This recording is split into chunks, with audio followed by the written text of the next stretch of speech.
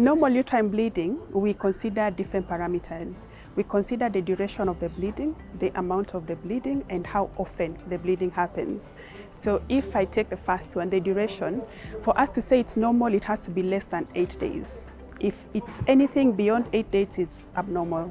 For the number of times that someone should bleed, that is frequency of bleeding, it should be between 24 to 38 days actually. So if your cycle, and by cycle I mean the first day of your period to the first day of the next period, is less than 24 days, it's abnormal. And if it's also more than 38 days, it's abnormal.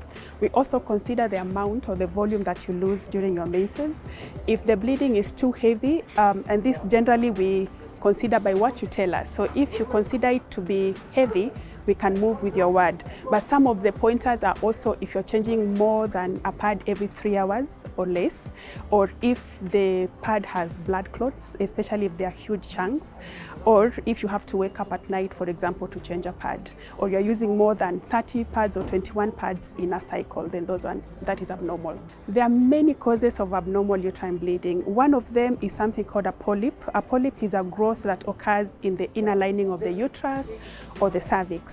And it's because the inner lining is what is shed every month as your period. If there is anything that is there, it can interfere with the mechanics and you get a lot of bleeding. The second common cause that probably most people are aware of is fibroids. Fibroids are just growths that occur in either the muscle of the uterus or in the inner lining of the uterus or on the outer part that can also lead to heavy menses or prolonged bleeding. The other one is a condition called adenomyosis.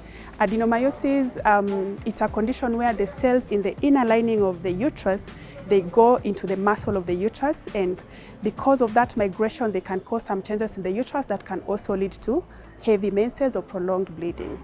The other one is cancer. So you can have cancer, either cancer of any part of your reproductive system. It could be cancer of the uterus, it could be cancer of the cervix, it could be cancer of the vagina. So if there is cancer, it can also lead to abnormal uterine bleeding. Sometimes it's just because of some bit of hormonal imbalance, I'll use that word carefully though, which can cause someone to either have menses that are too frequent because the regulation between the brain and the ovaries and the uterus is just not well regulated because of some conditions, or even some medical problems like thyroid disease can lead to such as well. So that one can also cause abnormal bleeding. Sometimes it's because of what we as the doctors have done to you. So it could be because we have put you on a contraception or a family planning method that is causing the abnormal bleeding. For example, a coil can cause you to have very excessive bleeding, or some of the hormonal family planning methods can make your periods be very erratic and unpredictable.